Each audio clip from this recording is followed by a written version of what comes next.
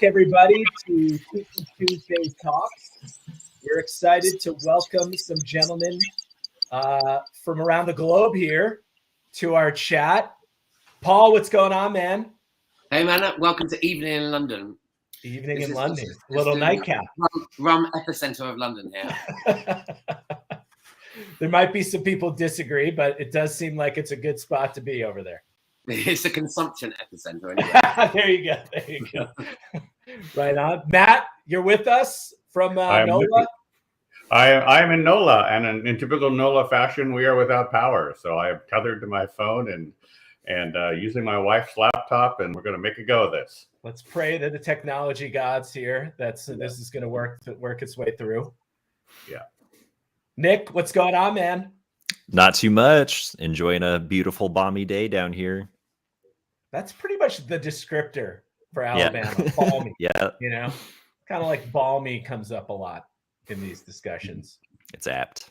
Yeah, you sound good. You're upgrading us on the podcast vibes here. I'm sitting here. I bought one microphone 2 years ago, and it's pretty much what I do. You know. Kudos to you, Steva. Hi.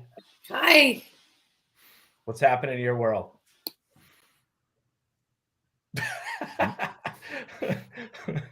Concerned face. Now you're muted again. But we love you.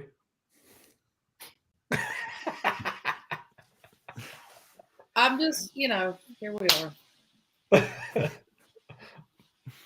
Got it. All right. Well, we'll get back to you guys. Nick, we'll see you in a bit for some 5 questions. I'm going to jump in here to just give you guys a little run of show. So, as per usual, now I got my own tech problems. Here we go. Matt Pietrek and Paul McFadyen talking about rum blending history from Don Beach to your home. And I think home is more appropriate now at this stage. Excited for this one. I know we got a good crew on all the channels. As usual, if you're on Zabby, chat box of questions, hit us up there. We'll try and get to them. In terms of Facebook, you can do the same. Please do share the event. Presentation is going to be around 40 to 50 minutes, skipping cocktails this time, just talking rum. And then we've got 5 questions with Nick on its way. I will just give you guys a little context on these gentlemen. I know they're going to talk more, but I'm going to hype them up a little bit. Matt Pietrek, who we've known for quite a while, made a proper 1944 Mai Tai, and his life changed forever. So awesome book, Minimalist Tiki. If you haven't gotten it, you need to. His website, The Cocktail Wonk, and deep dives into topics under this in terms of just amazing research on rum cocktails, and the like. Great to have you. Paul McFadyen, he's been on the show as well before in our OFTD Fest, which was hilarious and a lot of fun. Stalwart in the rum trade for 20 years. Festival organizer, bar owner, brand ambassador, heavy consumer. Draws in a lifetime of work within the category and has represented Plantation in the UK for the last 14 years. So, without further ado, I'm going to hand it over to you guys. I'll be here to make some bad jokes, maybe ask a question here or there, but just excited to learn along with everybody else.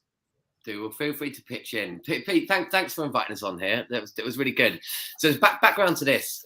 Peter approached me and said, do you want to do a Tiki Tuesday Talks? And of course, I love the opportunity to sort of catch up with people and chat about stuff, and started going through what we could talk about. I do this every day. So I've already done 2 tastings today. So I've done trainings with like 50, 60 bartenders already today. So a catalogue of things we can talk about. But I'll tell you the first thing, and this is where we end up where we are today, because one of the true joys in my life is ranting and chatting with Matt Pietrek. Like, either over WhatsApp or on the phone, we vent, we bounce ideas off each other. Like he's a genuine joy. Matt, I love you dearly, I really do. So I thought it would be quite good fun to jump into some of one of the topics that Matt and I talk about all the time, which is rum blending, the history of rum blending. Matt and Maison Franc have done some really good work with Navy Rum. We're going to share with you, and to really just invite you into one of our conversations. We might be a little bit more guarded than we usually are, but I imagine it's going to flow pretty freely. Tiki Tuesday rants with Paul and Matt. Looking Right. forward to it. Well, I read your code of conduct before we started. On Set the bar, set the expectation. Yeah. So I've curbed myself. Fair enough. Yeah, and it's a joy to be here. Everything Paul said about me, I feel about him. It's a joy to speak with somebody who's been working to premiumize rum and get rum the attention it deserves for the last 20 years, which is why we're doing a panel. We're doing on a panel together next month. So he is a wealth of information and history, and like you said, we would do this presentation just for the two of us, just to babble about stuff. So it's easy to hear. All this content we've just chatted about it's all on the WhatsApp group. Like I show, there's a way to commercialize that WhatsApp discussion between the two of us. It'll have to be heavily edited. So heavily edited. Right, you've got the deck there, haven't we, Matt? So why don't we? All right. All right, so I will switch to the slide deck. No, I won't be able to see you guys. So because of our technology challenges here, Paul, you just tell me when you want me to advance or come back. Go ahead. I'm going to switch over to it. So hold on. There we go. All right, you seeing it? Yeah, we're seeing it. It's on the. Okay. Yeah. This is us. Okay. This is us. This is our contact information. Take a screenshot if you need to. As Paul or Pete mentioned, my book's Minimalist Tiki, minimalisttiki.com. So this chat originally started with the idea of what kind of rums was Don the Beachcomber and Trader Vic and Stephen Crane's people, and what were these people using in a golden era? Because in the rum world we live in today, there's a huge variety of rum. There's Claren, there's Ray and Nephew Overproof, there's Hampton Dock, there's cachaça, there's just all sorts of crazy stuff. And and I'm constantly hearing people like, what do I do with this? Like what category, what Smuggler's Cove category is this, or what Minimalist Tiki category is this? And there's a lot of confusion. And in the book, I sort of tried to, in Minimalist Tiki, I tried to answer some of that stuff. And the idea was to let's go back and figure out what was being used at the time, because it's interesting. Historically, we're in a golden era of rum that we have far more rums available to us as consumers than we ever had before. And so now, it's this sort of golden age of Tiki. Now, this new modern age of Tiki, where we have this cornucopia of interesting stuff. Hell, Avois has like 5 or 6 different, crazy expressions. It's like, what do I do with these?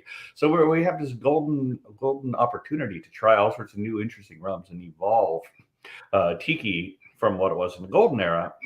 But it's still instructive to go back and say, what were they using back then? Absolutely. I mean, to back that up, just in the 20 years I've been in the business, Matt, the structure of the rums that still bear the same names have changed enormously. So just looking at that little brief snapshot, and bearing in mind, this last 20 years has probably been the most revolutionary and progressive time in rums that's ever happened in rums history, I suppose, in terms of short concentration, the globalization, the global availability, big companies, corporate companies buying into very small brands and taking them all over the place. That just rums that I remember drinking 20 years ago and some of them we still have as references don't taste anything like their current day counterparts, I suppose. So that sort of throws a spanner in the works. So what type of rums were they using back in the day? Because even if you track down the exact same named bottle, we know that the liquids have changed quite enormously. Right, and we will highlight some examples of that in just a bit here. So I find this slide. We lost your slides, buddy. Yeah, there we go. You back? We're not in full screen yet. There we are. Okay. Yeah. So I find this slide, this particular slide, fascinating here. This was something I discovered, because I'm a nerd and I searched for all the weird stuff online. I came across this. The trademark registered database for 1940, and it's a bunch of rums that were registered by Don the Beachcomber. And basically, we've seen some of these old Don the Beachcomber rums, like we might have seen a Don the Beachcomber Jamaican rum or a Demerara rum. But Don himself, it was fascinating. Don himself thought to register a bunch of names. Whether he actually made all these rums is another story. It's kind of fun part of history is something is referenced, but did it really happen? So that's really interesting. If you look, basically every 2 lines here are a particular rum that he registered. So, and you can see some are registered around cocktail names. For example, the Pai, the first one there on the left, Pai, Puerto Rican rum. Again, we kind of understand what that is. But puka rum, like, what the heck is that? Probably named after a cocktail. Shark's tooth rum, what is that? Registered, or their name refers to a cocktail. We don't know what it was. Was it a blend? Who knows? It may have been. It might have been his version of the Jeff Berry, Jeff Berry zombie blend. Now, like, we don't know. Fascinating to contemplate these things. So, but it's just kind of it's if you go through them, and there's some interesting ones in there, a virgin rum, a West Indies rum, so on and so forth. Donga rum, a Donga punch. And there's actually a whole interesting story about the Donga punch I wrote about. But yeah, when you look at this, when you look at all these rums, you say, like, he was using, or he was certainly thinking about using all sorts of rums, but how many of them were sort of like the stalwart Jamaican rum, Demerara rums, rum agricoles or not rum agricoles, and then how many of them were blends? Like, we may never know. But I think it's sort of this image here gives sort of a little context to, like, how many different rums and possible blends Don himself was thinking back in the 1940s. So as part of what I wanted to do in my book is the overall goal of the book was to help people understand, like, what are the core things you need? Like, tiki's crazy. You see people like me who have, 300 rums at home and all sorts of syrups. They have this crazy bar setup, and tiki people, like, hey, I'm interested in this. I want to get into this. But it's kind of insane. What do I really need to buy? And that was sort of the core thing I was trying to get across in the book was, what are the core things? What are the things that you're going to use over and over and over and over again?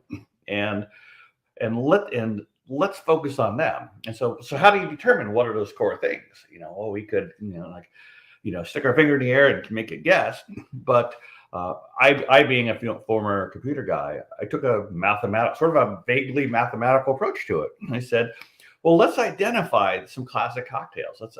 Classic tiki cocktails. Let's pick the classics, like the Hurricane, the Mai Tai, the Zombie, the Fog Hutter, Mr. Bali High, Navy Grog, Dr. Funk, Shrunken Skull. Let's identify a good enough, big enough set of classic cocktails, and let's systematically analyze what they do. Let's take all of the ingredients and sort of break them down. Like, these are citrus things, and these are syrup things, and these are liqueur things, and these are bitter things, and these are rum things. So this is a set of 30 cocktails that I identified as, like, these represent the core of that classic era of tiki, or the golden era of tiki. So from that list, I literally put every ingredient in a spreadsheet and tallied up numbers. And what we came up with was what I call the minimalist tiki rum classification. And I use that term very, very guardedly, because it's not a full classification. It doesn't attempt to describe every rum that's out there. You won't see claret in here. You won't see cachaça in here. You won't see any number of interesting rums in here. And that's okay, because what this is about is, what are the rums that got used over and over and over again? What are the rums that, if you have this type of rum, you will be able to use in cocktail after cocktail after cocktail? Not only the classics, but in theory, the modern classics. So from that list, what we identified, or unidentified, was that Jamaican rum, aged Jamaican rum, was used in almost half the classic tiki cocktails. 14 out of 30 recipes use a Jamaican rum. Then what I call a lightly aged and filtered rum. Those are what some people would call a white rum.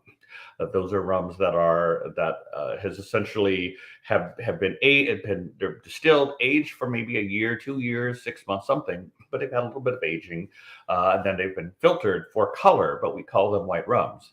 And in that category, we would think about things like Probitas or the Denizen Silver, or it could be Bacardi, it could be Plantation 3 Stars. There actually is sort of a big difference between these different white rums, but that's a separate topic. But essentially, these rums that are lighter in style have a little bit of aging. They're not raw, unaged rum. Those are used in 11 out of 30 cocktails.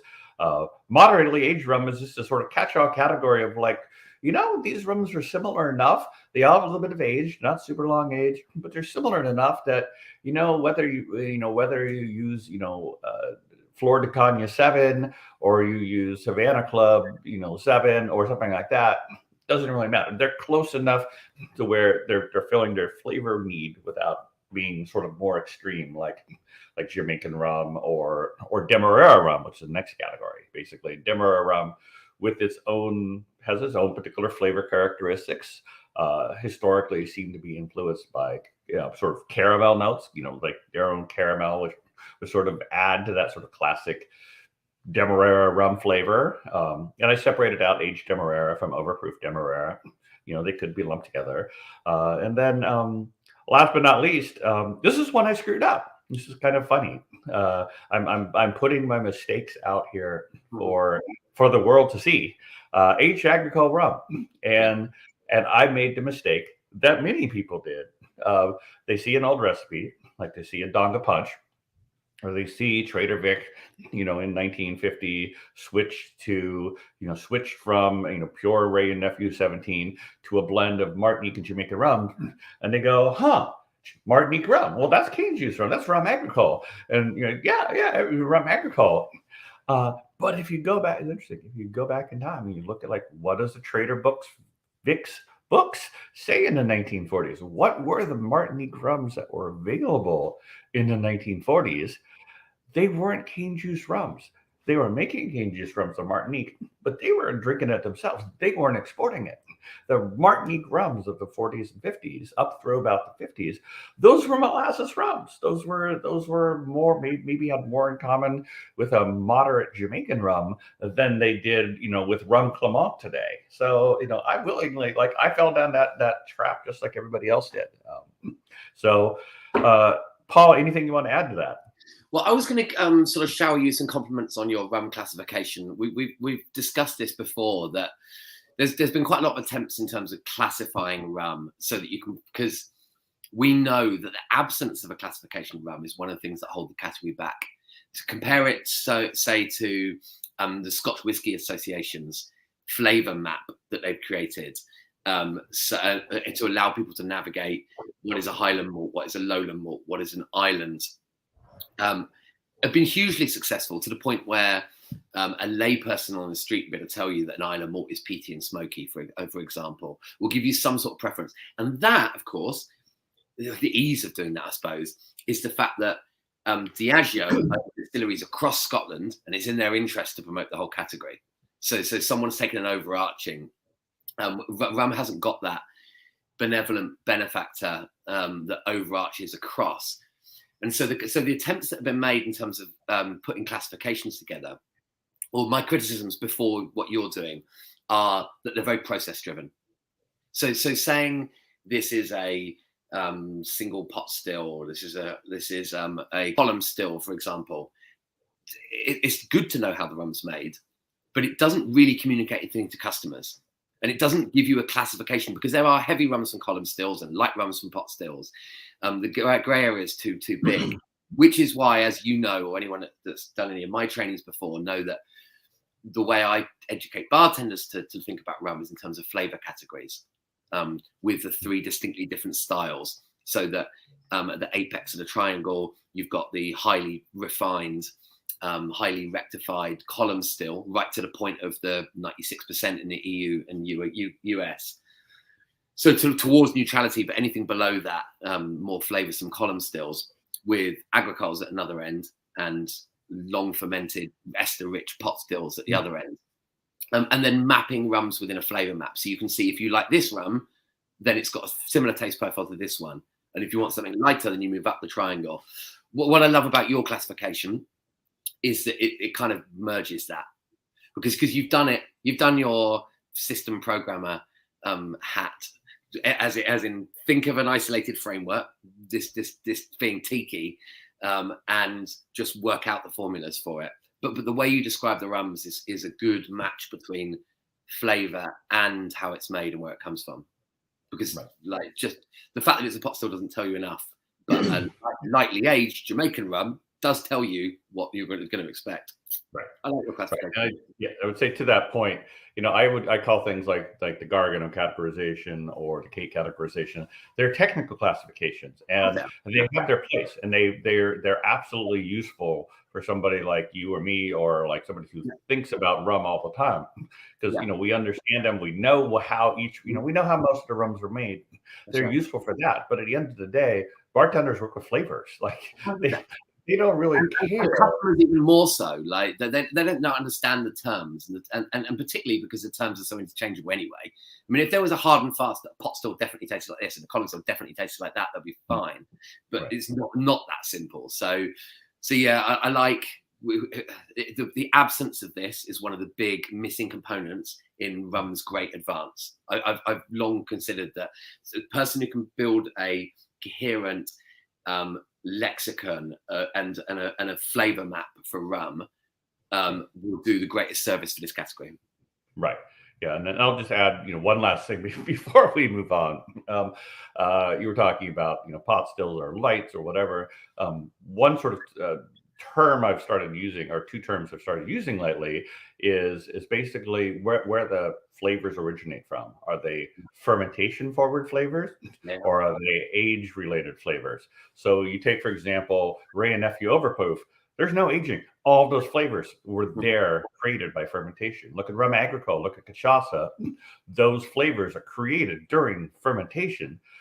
In contrast, you look at a rum like a lightly aged and filtered rum, like a Bacardi or Don Q Cristal or whatever. The flavors they have are mostly from the aging process. The rums themselves were distilled to relatively high strength. I don't want to say neutrality, but the if you tasted the unaged distillate, it wouldn't have a whole lot of flavor. So the flavors that you get when you associate with, like, a Bacardi 8, for example, like those are aging induced flavors. Those are from the barrel and things like that. So this is sort of how I sort of like tried to like map the technical world to a flavor world. But even there, the flavor worlds from flavor like Rum Agricole, unaged Rum Agricole, or Cachaça, and unaged Jamaican Overproof are completely different flavors, but they're both fermentation flavors. So that's, yeah. You fine with us doing this for like 5 or 6 hours, yeah? Yeah. What was that? At least 6. We got at least 6. So that'd be good. All right, fine. When the sun comes up in London, right? Yeah, to add fuel to the fire. I mean, I think I like this conversation about fermentation flavors. I think it's an interesting one. I mean, certainly as someone who owns a Cachaça brand, it is very hard to explain how it relates and doesn't relate. And a lot of the challenge, I think, relates back to, well, these are the rum drinks that I know. Where does it fit in that, right? Mm-hmm. So, but I think it's, to your point, Matt, it is a lot about the base material. It's a lot about how you treat the material and what the flavors are going. And then what do you do thereafter in terms of aging alike? So I think it's exciting that there's a lot of ways to talk about it now that are a lot more thoughtful. I don't know that I've seen one that's like, that's it, we're here. But I don't think it's great that we're talking through it, and people are learning from that discussion. Right. For sure. There's also a marriage that needs to be done while we're digressing enormously, like of how do you incorporate some of the terroir aspects into it as well. Because rum, as much as any spirit, is so much a product of the people, the culture, the what they eat and how they carry themselves that makes them different from their island or their country neighbor. So sort of incorporating that, this is the kind of language that needs to be told in order to entice new consumers into the category. Yeah, I think so too. We had a question, guys. Debate, Pete. We had a question. Yeah. Which rum was in the original Mai Tai, and if no longer available, can it be recreated? Great question. Ask Campari. No. We have no answer. Yeah. Well, I've talked to other people. Yeah. So the original rum, as Trader Vic wrote, is the Ray and FU17. But it's interesting. Even there, it's entirely possible that rum itself may have evolved over the years as well. As the story told, I think it's Martin who tells the story. It was the Ray and FU17, and then it became the Ray and FU15. Well, it was never a 17, was it? It was a 15, and it was only aged for an extra 2 years because of the war. Oh, interesting.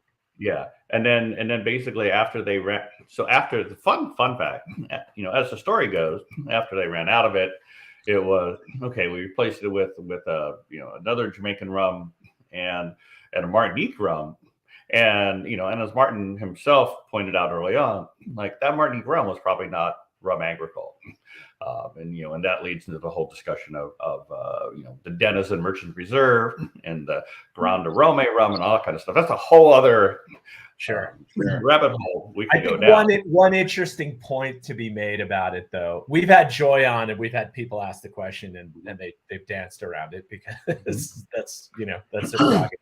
But But I mean, the reality is, you get to, it's just like whiskey, right? You had this amazing, really old whiskey because the demand fell apart. I mean, that's the bottom line, right? There was a demand vacuum in the 80s and 90s, and there was phenomenal bourbon that was 17, 18 years old, 20 years old. And now, you can't go back in time, right? So that's the issue of all these. Technically, you can't go back in time as well because the fermenters are different, the stills are different. The entire production facility at Appleton is not the same as it was in the 30s when rum would have been produced, and so the barrels were different, like everything. Like I've written all about this. How it's different. So I'll have you guys back for the rant of getting Appleton 17 for the original Mai Tai in the modern times. 5-hour session. We've got one person who's up for it. He's good for 5-6 hours. So all right. I'm gonna progress. Let's do that. Oh yeah. Okay. Let's do it. Could be fun. We've started to touch on this in terms of rum styles. I know. I have a couple I just want to talk about, sort of like how they've evolved over time. But I'm going to let Paul go because I've babbled a lot. Paul, what do you want to talk about? Well, the way I cluster these is when I talk of these in terms of flavor, I talk about you can cluster together the sort of highly rectified.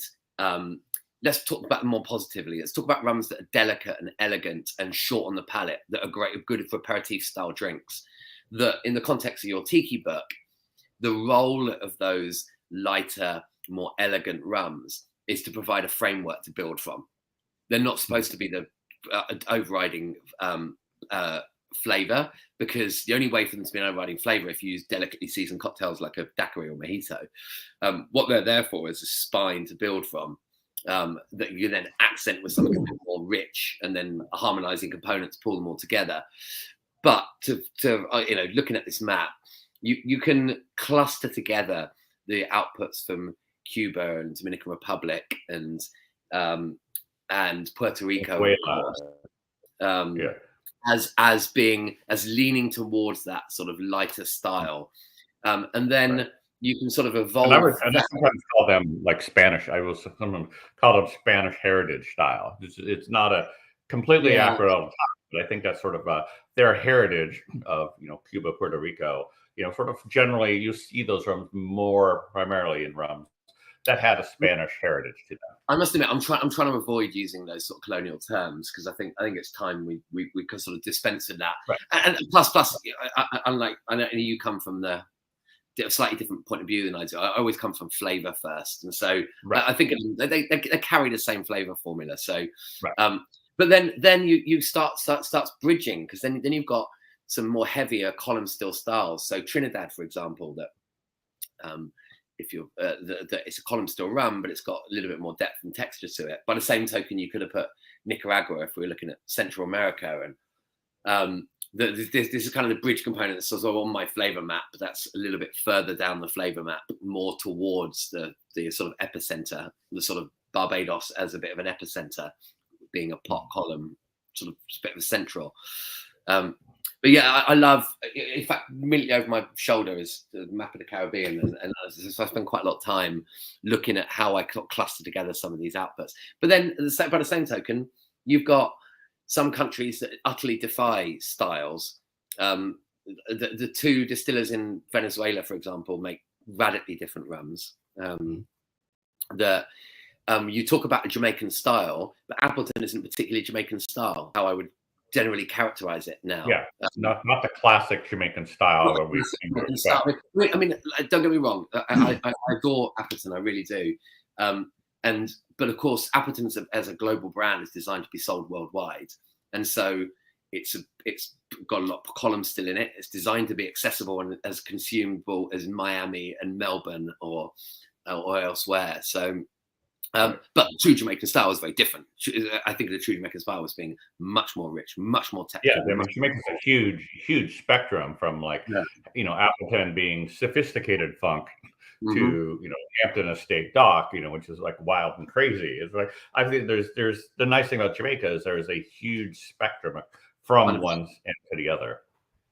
But I suppose this is wherein lies the challenge, that characterizing output just on a country doesn't necessarily tell you that much. But like even what you're talking about in terms of Martinique, for example, that you immediately start thinking about AOC agricoles, but then there's a molasses based output from there that is yeah, exactly. So, right. Yeah, and say as I learned, and we knew already, but then I really dug down deeper. Is that the Martinique rum in these old recipes was probably not referring to rum agricole. That style of rum dramatically changed before most of us were born. So we need to take these things into consideration when we think about recreating a recipe. Same goes with the USVI. Like if you go to the 1930s and 40s and you read about what was Virgin Island, what was St. Croix rum, it's described as being described as a cane juice rum, being sort of wild fermentation, sort of like a very, very flavorful, interesting rum. And I always wondered when I looked at these recipes, I'm like, why St. Croix rum? Crucian is consistent within that particular lightly aged and filtered rectified style. Why this particular rum? And then you go back and because it was completely different 60 or 70 years ago. And I've tasted old bottles of St. Croix rum from the 50s, 60s, and they're completely different products. Yeah, you saved some for me, right? Yeah. Yeah. All right, let me move on. Oops.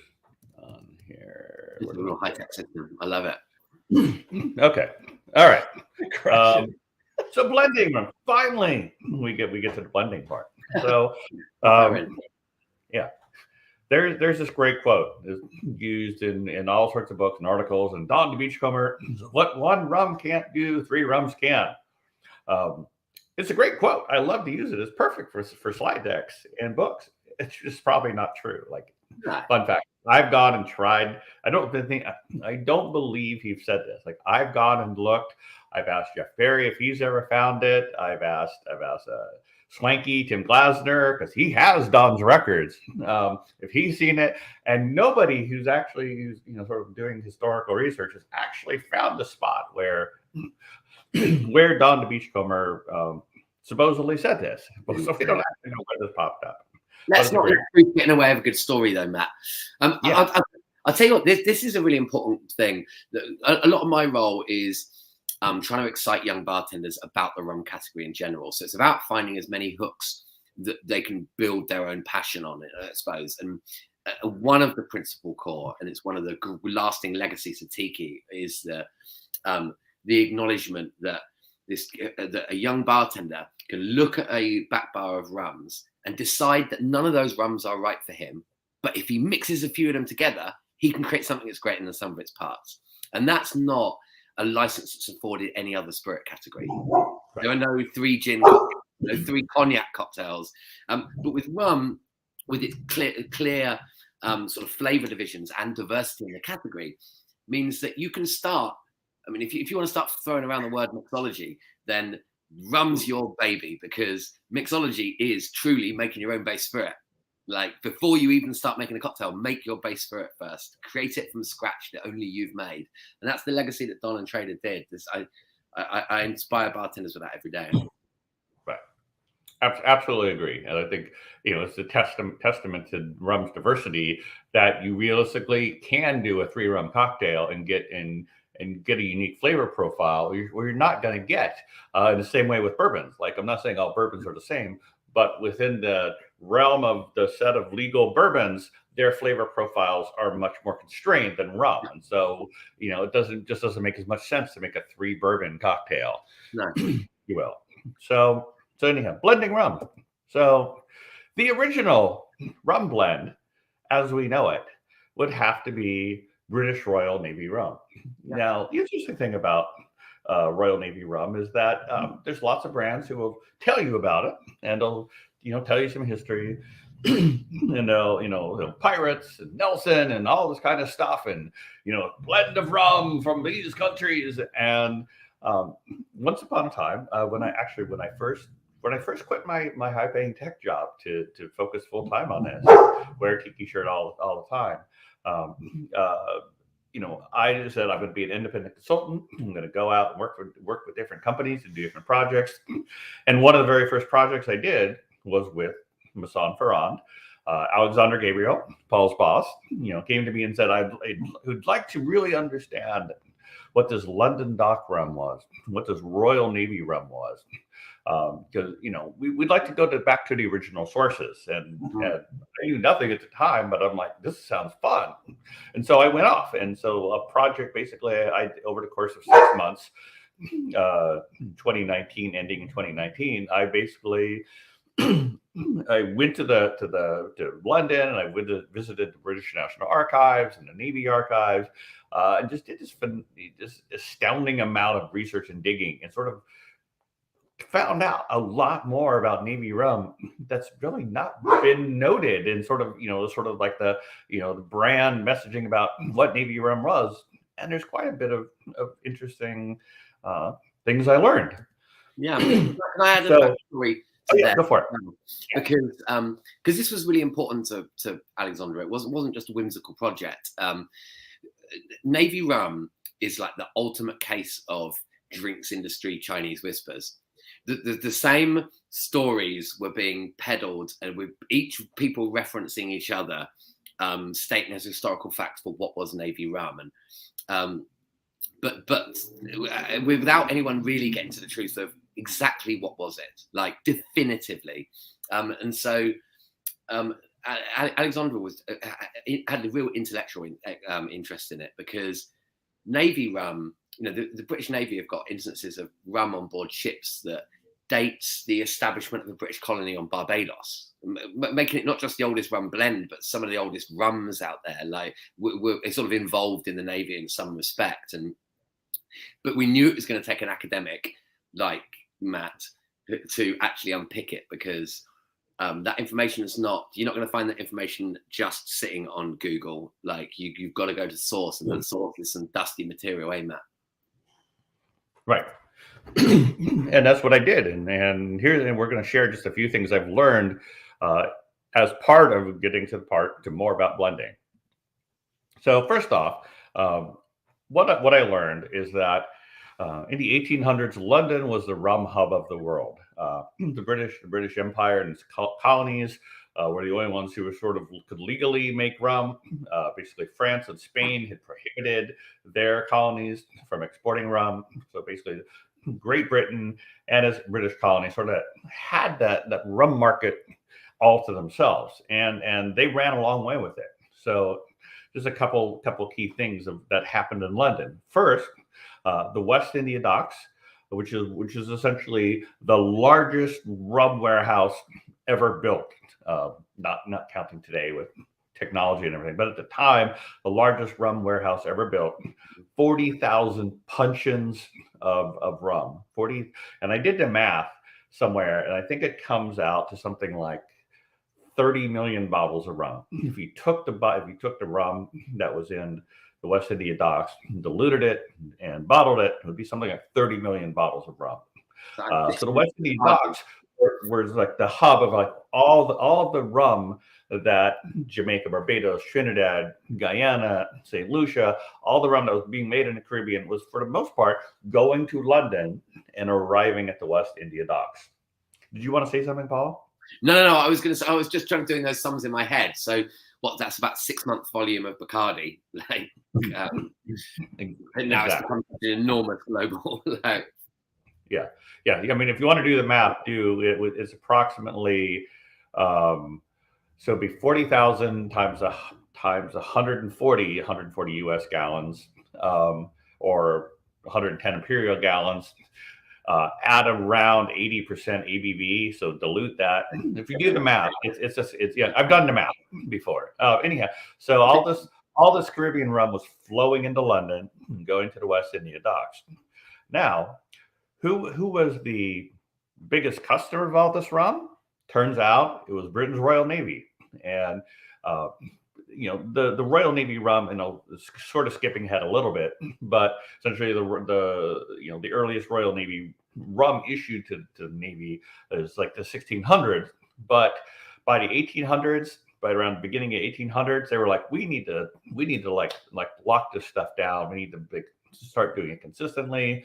We can't be asking like our merchants out there in the field to supply 100 casks of whatever rum they have. Like, we need to take over this and do it ourselves. And so they built basically they essentially created these enormous rum blending facilities. There were three facilities at their what they call victualling yards. Victualling yards are where things like everything else, the clothing, the shoes, the butter, the meat, bacon, literally everything that provision ships was made at these victualling yards. And there were 3 victualling yards that, among other things, made rum. And the one in London was the biggest. It was at the area of town known as Deptford, but really only about a mile from the West India docks. So there was this enormous quantity of rum concentrated within one mile of each other across the Thames in London. So, a brief history of Royal Navy rum. 1655 is the recorded first example of the Royal Navy issuing rum to their sailors. It didn't happen every day after that. It was sort of like, hey, good job, guys. I was going to give you some rum. But it was certainly not a consistent tradition from them. Oftentimes, morale, giving some sailors something for morale involved beer or brandy or something else. Like rum was not special to them. It was just happened to be readily available in the Caribbean. It wasn't until 1731 that rum became part of the daily rations. Like if you're on a boat in foreign stations, meaning the Caribbean, if you're on a boat, you're going to get a daily ration. If you're in the Caribbean, you're going to get a daily ration, and it's going to be rum. It only took 9 years for them to realize that giving sailors basically a half pint of rum a day, basically 16 ounces or half quart of rum, something. Basically, no, 8 or 16 ounces, I can never remember, of basically 80% ABV rum was a bad idea. So 9 years later, Admiral Vernon comes along and says, yay, verily, we're going to make you dilute this stuff. We're going to put enough water in it to slow you down to where you can't all drink it all at once and get hammered immediately. Vernon was known as Old Grog. This is where the term grog came about. Navy grog, it's because it's diluted rum. Fundamentally, it's diluted rum. But again, at that time, the daily ration could have been beer, could have been Batavia rack, could have been cognac or other brandies, or wine. It was whatever happened to be available on the ship. Rum wasn't the thing. That didn't really happen until the 1800s. And it was in the beginning of the 1800s where the Navy says, we're going to start blending our own rum. We're going to have a consistent recipe. We're going to source the rum ourselves. And it wasn't long after that, they basically said, all right, screw the beer, screw the brandy. It's going to be rum. So by about 1820, that's when that British sailor gets a tot of rum every day. Nothing's changed. It wasn't until about the 1820s that happened. And the Navy basically built this giant blending facilities. The picture there on the right, those are some Navy blending vats. You'll notice they say, if you look closely, they'll say number 26, number 25. This was the Navy blending vats in total had 250,000 gallons of rum in them. And those were imperial gallons. So in U.S. gallons, probably closer to 300,000 gallons of rum. They were constantly bringing in new rum, bringing basically, I don't want to say Solera, but kind of a Solera, that they would promptly like bring in new rums and it would sit in these vats and do its stuff and age and evaporate, and the rough edges would vanish from them, and rum would pass through these series of vats and eventually be issued, like taken out, put into puncheons, put into flagons, sent off. But whatever you take out, you got to replace. So there was this constant arrival of like 50,000 gallons or 100,000 gallons of rum to keep these vats going. So it was the ultimate enormous rum blend. And then in 1970, of course, that's when Black Tot Day, hi Mitch, Black Tot Day, and the rum ration gets discontinued. So, Paul, anything you want to add to that? No, but obviously I devoured all this information when you dug it up. Well, thank you. Okay, so what was in Navy rum? Notice I haven't said what was in it.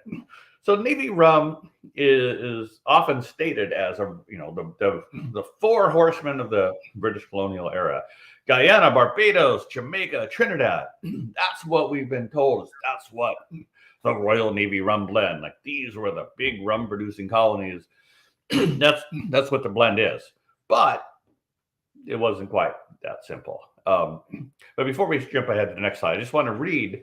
I should have put this on the prior slide. It's an interesting passage from around 1880, and it's one of those key insights we have into what the actual blending looked like in the building up above there. Was the rum store at Deptford in London, which I walked around a couple of years ago.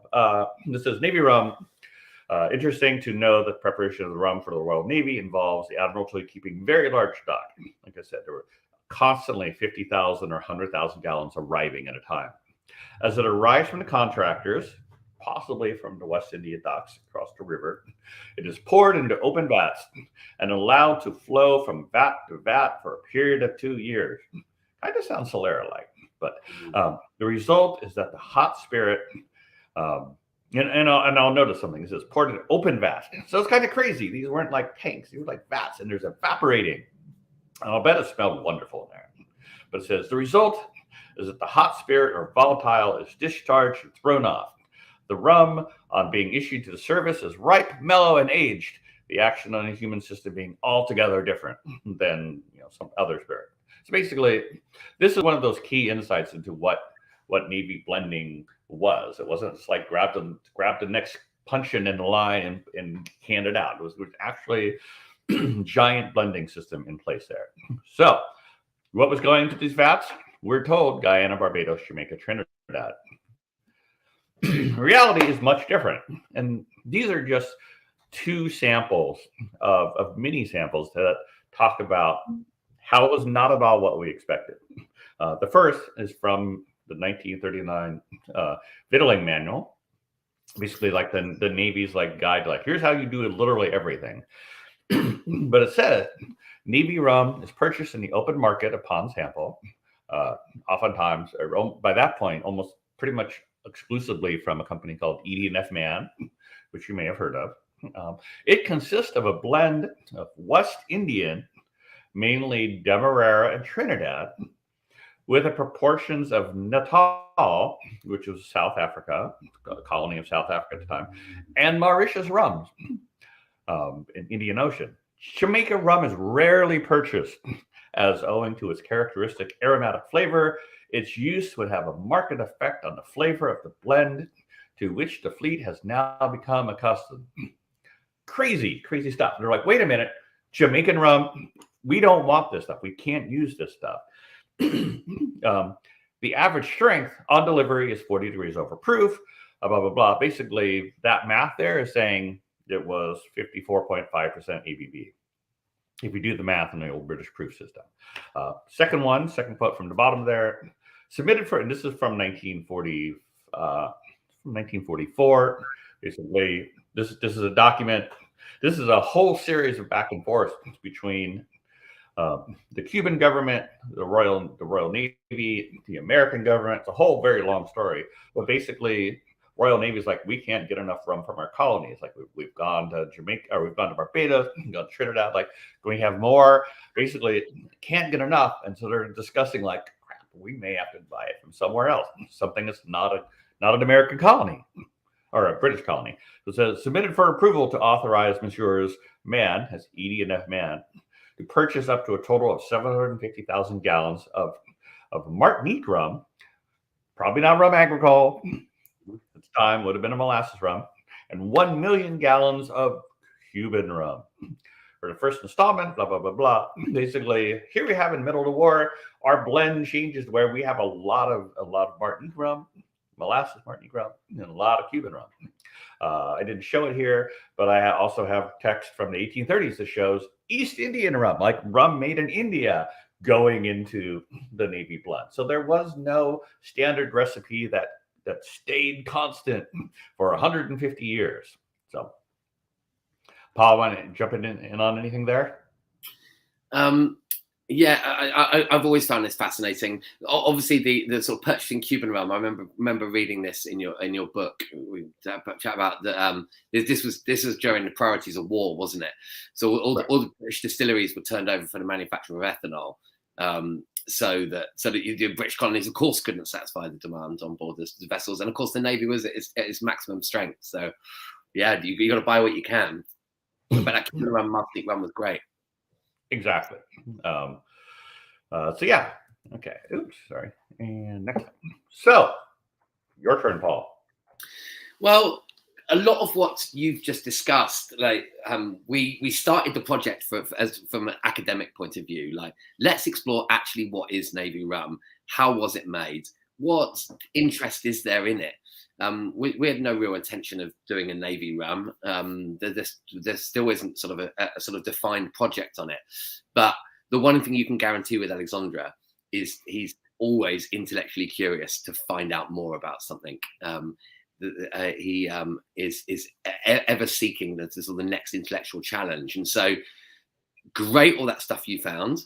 No one's making rum in that way. I don't know of any producer that does open vat aging where, and especially not with a 250,000, a series of tanks comprising 250,000 gallons. Absolutely, and using gravity to pull them through, and so the whole concept is obviously got historical precedent. The Navy did it for 150 odd years, so it worked.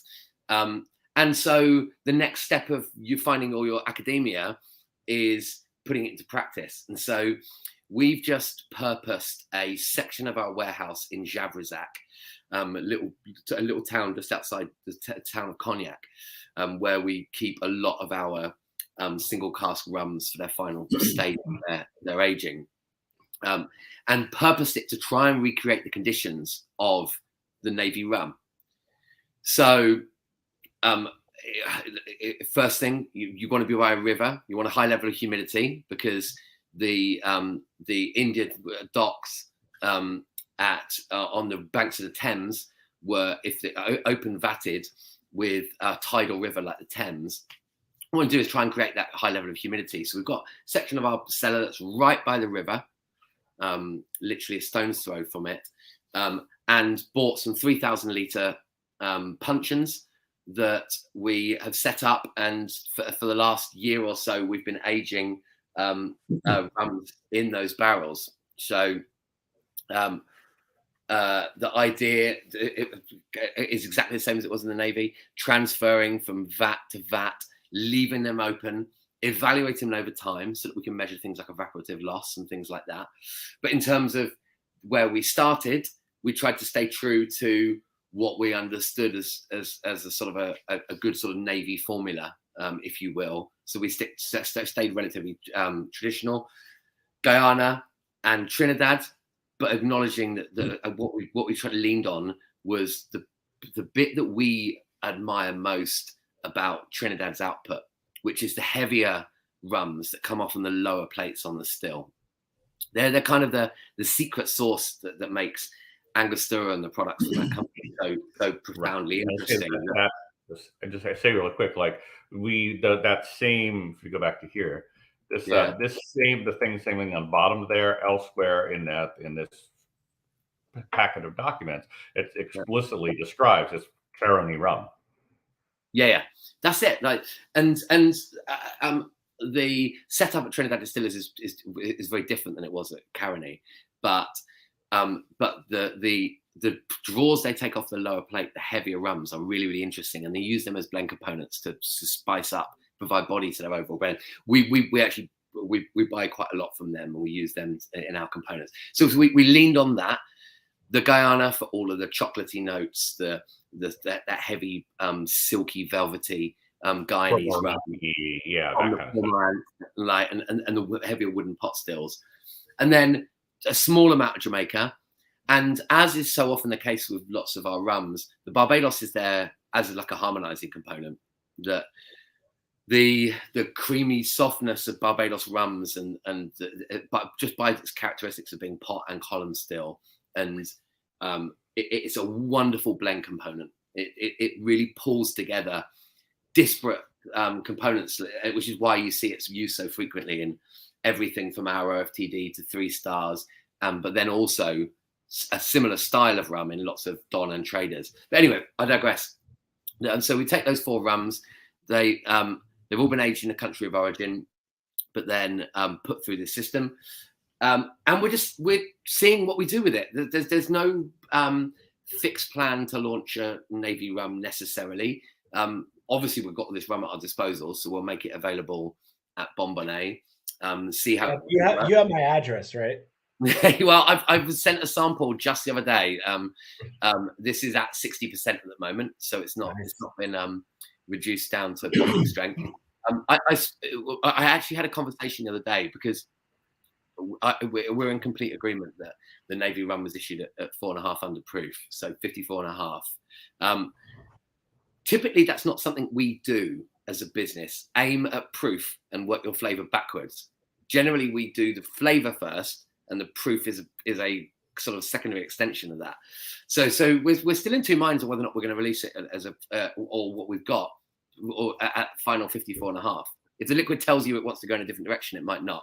But anyway, I personally, I'd prefer it to be at 54.5. But if the liquid sings at 60, then it sings at 60. So I mean, it is amazing just having done a bunch of innovation in general across categories. Like 1% difference is a shocking difference in delivery. 100%. You know, I don't think people realize how much a couple points of alcohol can totally change the profile. You still obviously have the inherent core, but it's phenomenally different. Yeah. You couldn't be more right. I mean, alcohol is your conveyance vehicle for all the aromatics, isn't it? So the more solvent you've got, the greater capacity to carry flavor. So it really is as simple as that. We love alcohol. We just love alcohol. But I'd love to share this with you guys. It's really quite fascinating. I'm going to drink some just for make nice. You feel bad. You're going to bring this to Miami, right? Yeah, I'll bring it with me. For sure. It's got wonderful settled structure to it. The integration is really, really good. It's very, very silky. All those and nothing sort of out the ordinary, because you know where your Guyanese comes from and your Trinidad and your Barbados and Jamaica. We are literally just evaluating the effects of that open vatting, and it brings a real softness and real sort of composed aspect to the rum. I'll bring it with me, Matt. You can taste it in a few weeks. In fact, both of you can taste it in a few weeks. How do you keep things out, particulate matter, etc.? Do you kind of put a screen or something on top of that? You don't. Matt will tell you there's all sorts of stories about there was an investigation, wasn't a body found in one of the vats. Oh, hey. there was a little added to the blend. Yeah. So here's actually the fun story there. I can tell it quickly is that as the story is told, there was whoever the head guys had a dog there. And this dog used to sort of like run around on top of the vats, like jump from vat to vat. But like basically, that was his little domain, like running around across the vats. And then one day the dog disappeared, and they go, crap, must have fallen into a vat. So at some point, it comes time to clean the vats. And they go like, all right, drain the vat, go to clean it. If they fully expect to find, either a completely pickled dog or a skeletons or something. They don't know what's going to be. But they drained the vat, no dog to be found. But what they found was dozens of bottles with a piece of string tied to the bottle. And you're like, what the hell did those crafty workers, when boss wasn't lurking, would dip the bottle, and if they were about to get caught, they were just like, drop the string, and no evidence to be had. So. Fantastic. There's none of that in Javazak. Well, maybe we'll start an investigation. Okay. But yeah, to answer your question, it's open. The rum's going to get filtered before it gets used anyway. But this is terroir at its core, Pete. Like this is terroir. It's a time and a place. Let it all in. We put it all in. That's right. I mean, this is a really important point that, particularly in fermentation, if you go to Hampden, for example, and you go through their fermentation room and you see how, you imagine for consumers' eyes going around that how cobwebbed and moldy and rotting it is. You can imagine a sort of hygienic customer really getting put off by the concept of rum.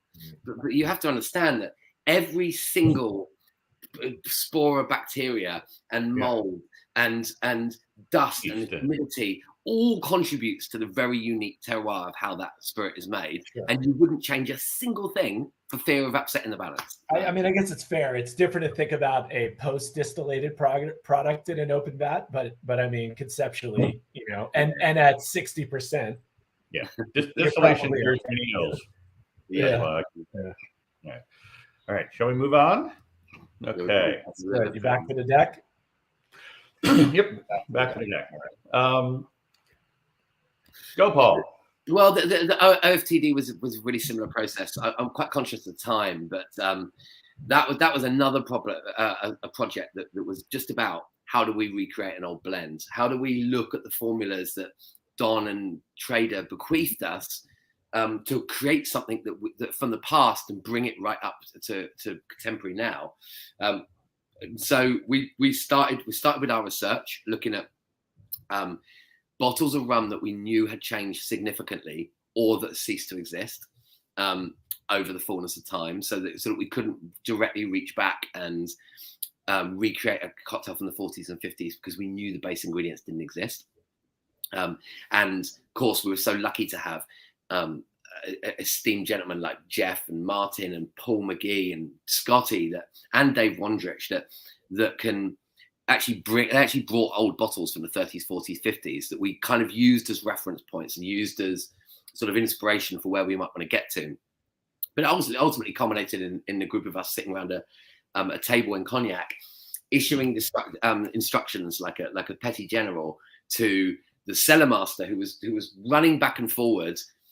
What about we tried sort of how this sort of aged Trinidadian rum? We thought we had every bit of rum on the table. An hour later, after he'd gone to the cellars and come back with the cellar drawer for us, and we were sitting blending it at the table. Ultimately, this is another project about like how do you create a wonderful blend to bring us back to the past, which I suppose is our bigger point today. Right. I'll say there is an article on my website that talks about how has the blend components, as well as you search for cocktail Wonk and OFTD. It has the blend components, and it actually has some of the stories from that session. For sure. I wasn't there. I could wax lyrical about the OFTD project for ages because it was one of the most fun things I've ever been involved in. But I know we're already over time. All right. So here's an interesting question. think about when did multi-island rums become a thing? Like, Paul, what do you think? What's your take on this? Well, it's besides the Navy, besides the Navy rum, when did that become a thing? So outside of Navy, so Pussers will probably be the first rum that came to mind for me. Yeah, and that was the Navy. That was emulating the Navy. 100%. It was. I mean, that was supposed to be Charles Tobias in 1980, wasn't it? Like getting the secret formula and putting together the secret sauce. That was the first rum that I thought of as multi-island. But really, it wasn't until my early days in industry, so like 25 years ago, so it's the turn of the millennia, when you've sort of started to see some multi-island rums come on the market. Yeah, and it's sort of interesting. It's interesting question I see like on the Tiki forums. Like, so I bought OFTD or I bought Hamilton Zombie Blend, or I bought Denizen Merchant Reserve. It's a blend, and like, what do I use this for? And it's like, whatever you want. But the thing people forget is like, these are new things. These are only really in the last 20 years that like Don and Vic, they weren't using blended rums that they bought. Like, they were creating their own rum blends for each individual cocktail. And it's really not till the 21st century that we have sort of the bartenders or enthusiasts have the ability to get like a good blend of rum that they can just buy, have accessible on their own without going and buying a bunch of different component rums. So this is actually a relatively new concept. And we're sort of like, in the Tiki world, we're sort of like, so now how do we integrate these things in? Like, be out, like, for example, I'm thinking Hamilton Zombie Blend is like, it's a great blend. And obviously you make a zombie with it, but what else do you make with it? And it's an interesting, good answer is Navy grog, but like, these are sort of interesting questions that are arising now in the Tiki forums. Is like, we have much more interesting rums now. What do I do with it? So, well, I wonder how much Tiki played in the role of that, because of course, before the detailed research and the reconnection that people like Jeff have allowed us to do, in actually understanding what happened and chronologuing what happened during the Tiki era, that before that, so when I first started in this industry, we had very limited understanding of it, that people weren't blending rums as frequently. Finally getting some of that great material that Jeff's written, where he starts detailing some of the rum blends, might have played a role in sort of softening people up to blending rums, I suppose. I think huge role. I mean, I could tell you guys from, again, working in a different category but related, and seeing the creativity and thought process. It really starts there, and having the reason, right? Like, you have both ideas and creativity coming from bar managers, but also consumer interest, which then comes back to people who make things, and they say, hey, what about this? What about that?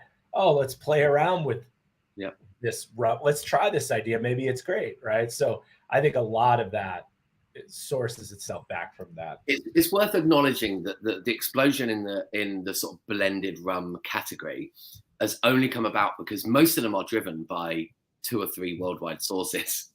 Right, and because an independent bottler until recently hasn't been able to go approach each individual distilleries and start buying small orders of barrels of this and that. It's an incredibly complicated process trying to do that, and so without having someone like Shears in Amsterdam, that as a company has greatly contributed to the explosion of the sort of diversity of rum, and certainly in terms of independent bottlers.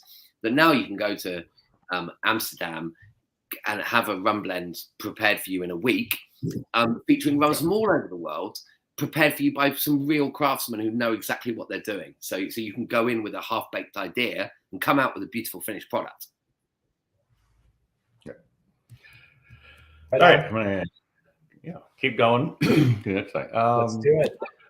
So I also want to say, just sort of, again, evolution from the old era of tiki to the new era of tiki, what sort of new rums are we seeing used in modern tiki recipes that either Don or Vic didn't have available to them, or they just didn't care to use? So with that in mind, I'll just spin through briefly to give time for questions at the end here. Unaged Jamaican overproof. There's lots of classic tiki cocktails or modern tiki cocktails that use Ray and Nephew or Rum Fire, and they're lovely and they're great. You go through all the classic tiki recipes, 30s, 40s, 50s, you will not find unaged Jamaican overproof. In fact, as far as I can tell, that category did not exist until the 1960s. So I think this is a great example of tiki evolving. It's not just recreating the past, it's evolving and developing its new modern classics. Next one, rum agricole. Like I said, there was Martinique rum of the past, but it probably was not rum agricole. Now we're lucky in that we have cane juice rums, rum agricole, even cachaça in some cases. They're not the same, but but they have the sort of similar fermentation forward flavors of sugarcane. Rum agricole, we're seeing a lot of that appear now in modern tiki recipes, things that will become modern classics.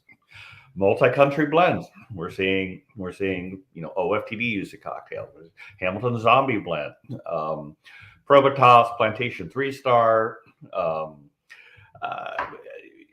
Denizen Merchant's Reserve. There's all sorts of cocktails now, good cocktails, which specify a multi-country blend. But again, not something you would have seen in the 30s, 40s, 50s, 60s even. Last but not least, flavored rums. And some people will dismiss flavored rums as like, do I really want, raspberry rum? But there's more to it than that. There's much more to that.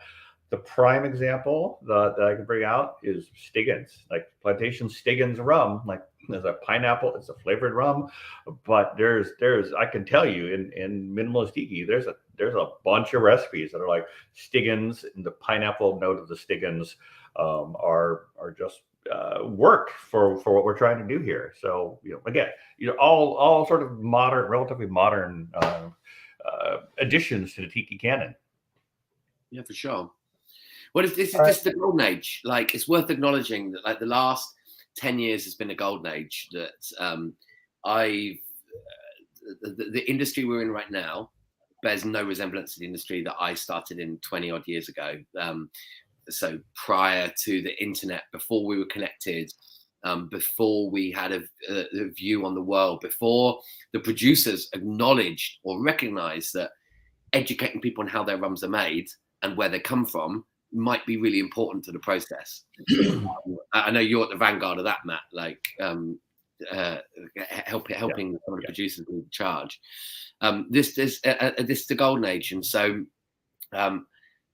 access to information, access to rums has never been better, is it?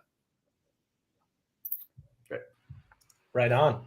Well, thank you guys. That was great. I'm going to give you a handful of questions, but it's going to be rapid succession, right? Two sentence answers. All right. If you were to create a perfect zombie blend of rum by origin, age, and distillery, what would you choose with today's options? Paul, you go. Matt, you go. You guys are crushing it. So the zombie blend. Okay, I'm gonna be quick. Cask strength Port Morant and something like a Long Pond Wedderburn style rum. Yeah, so I don't need the light rum in there. Like those, turn everything up to 11. Yeah, for sure. Like the light rums do play a role, but yeah, you've got to have the high ester Jamaicans, and you've got to you need some of the chocolatey notes from Guyana, some of the rich velveteen aspects that you get in Guyanese rums. I love it. Yeah, and I think the Port Morant and the Versailles stills, they say those stills are what premiered. Those are what Demerara rum is. Got it. Good answers. Good speed too. All right, real quick. Where to buy your book in hard copy? MinimalistTiki.com? That is correct. It's not on Amazon. We sell it ourselves because we want to make money, not give it to Amazon. Sounds good. Yeah. Somebody else confirmed it. All right. When I've tasted Black Tot, there's a smoky note. I've read that Guyana Rum donated that, but I don't get that from current marks. Any idea where it came from, what changed, and any clue on how to get that back for the blend? That's a hard diagnosis to do. It's a tough one. Because you'll pick up some of those smoky notes from some of the Jamaican rums. Like there's definitely a back note of Jamaica, but yeah, it would be the Guyana. I would have thought. Like I don't know enough about the marks. I would add that. Oh, okay. Yeah, I would add that when I taste the Black Tot, and I've sort of confirmed this via what the Navy Victualling Manual says, is there was a lot of caramel. Like there was enough caramel to cause like 2 degrees of obscuration. So this was not caramel as like E150 as we know it today. This would have been like burnt sugar type of like burn. So I think and I think a lot of times what some people identify as smoky is more like sort of like heavy phenolic caramel notes in there, and I definitely get that in the Black Tot, or the Alaskan side, I should say. So, got it. Right on. Well, thank you, gentlemen. That's been very informative. I'm going to put you in the back. Nick's been patient with us. We're going to ask him a few questions, and we'll bring you back to say goodbye. Okay. Sir. Hello. How about all that information? That was great. I loved it. Yeah. Right on. Well, we got a few quick questions for you. First of all, one word to describe Steve Casey. Oh my gosh. Angel. Oh wow. Look at that. All right. Favorite Tiki by the Sea memory. Favorite Tiki by the Sea memory. I was probably when our team took like an insane amount of time to finish a game of putt-putt and wound up eating ice cream by the mini golf course instead of seeing the boardwalk. Nice. It's because you were very bad or very good? I'll say very good for the record. Oh wow. Yeah. Okay. All right. We got some pro tour over here. Nice. Favorite meal in Wildwood not made by my dad. Gosh. I mean, dude, it probably was that ice cream. That was just a delight. Like that soft serve though. It's good. Core Brothers. Yeah. Shout out. Yeah. Got some jimmies on there. It was great. Yeah. Weirdest thing you saw in Wildwood, New Jersey.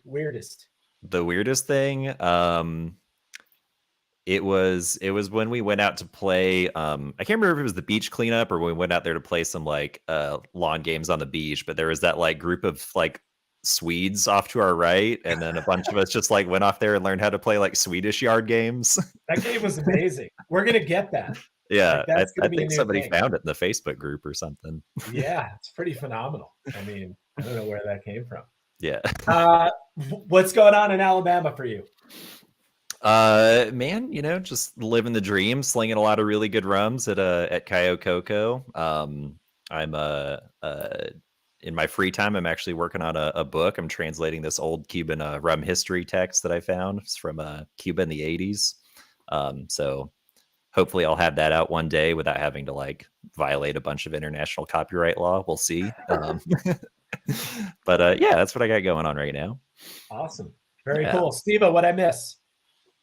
Applications close on March 15th. Applications for Tiki by the Sea 7 close. 6, 7? I still never remember. March 15th. Get involved. Tell your friends. Share it with your friends. We're going to have some really great discussions down there. We're going to have some great ice cream. And hopefully some weird Swedish lawn games. Yeah. Wow. Right on. Well, it's good to have you, man. Good to see you. Glad all is well. Let's bring back these guys. All right. That was the intermission. We got the next hour and a half. Paul and I can keep going. I believe you could. You're muted, Paul. We're missing your gems of wisdom. Oh yeah, that was really good fun. That was exactly what I had in mind. Like just shooting the shit with Matt. I could do this all day. Yeah. There you go. Same here. Well, I just we talked to already got myself the all next day. rant. We already got the next rant scheduled, so I'm sure we'll see you guys back here one of these days. Best wishes to everybody. Real quick, Nick, reach out to me because I might be able to. I might have some information to be able to help you with that. Oh, here we go. That'd be great, man. Yeah, I'd love to reach out. I've gotten very good at translating text. So. Oh, good. Yeah. You never know what's going to happen. Tiki by the Sea. Yes. Fantastic. Much pleasure to have you guys. Everybody be safe. Have a good spring. We'll see you soon. Okay, see you soon. Bye.